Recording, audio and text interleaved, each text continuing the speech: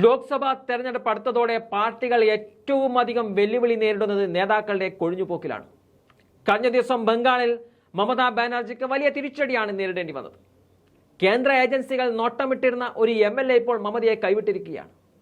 തൃണമൂൽ കോൺഗ്രസിന്റെ പ്രവർത്തനങ്ങളിലെ അതൃപ്തി രേഖപ്പെടുത്തി മുതിർന്ന TMC നേതാവും ബരാനഗർ MLAയുമായ തപസ് റോയ് കഴിഞ്ഞ ദിവസം പാർട്ടി വിട്ടതാണ് മമതയ്ക്ക് ഇപ്പോൾ വലിയ തിരിച്ചടിയായിരിക്കുന്നത്.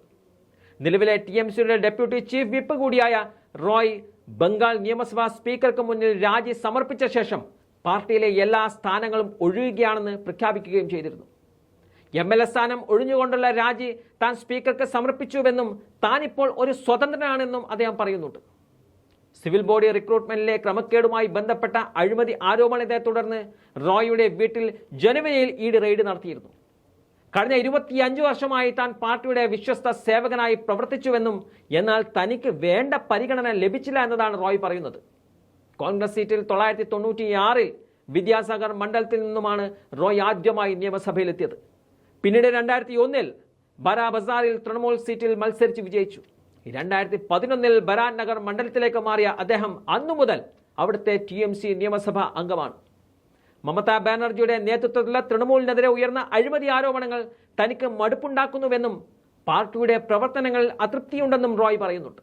കൂടാതെ സന്ദേശ് ഖാലി വിഷയം കൈകാര്യം ചെയ്ത രീതി ശരിയായില്ലെന്നും അദ്ദേഹം പറയുന്നുണ്ട്.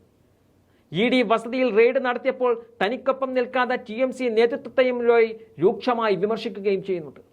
റോയിയുടെ പാർട്ടി വിടാനുള്ള തീരുമാനത്തിൽ നിന്നും പിന്തിരിപ്പിക്കാൻ TMC നേതാക്കളായ കുനാൽ ഘോഷും നൃത്യ ബസുവും റോയിയുടെ വീട്ടിലെത്തി ചർച്ചകൾ നടത്തിയെങ്കിലും ആ ചർച്ചകൾ പരാജയപ്പെടുകയായിരുന്നു.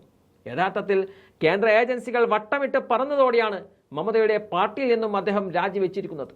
ഭീഷണിപ്പെടുത്തി നേതാക്കളെ തങ്ങളുടെ പക്ഷത്തേക്ക് മാറ്റുന്ന BJPയുടെ ഏറ്റവും ഒടുവിലത്തെ ഉദാഹരണമാണ് ബംഗാളിലെ തപസ് റോയ്.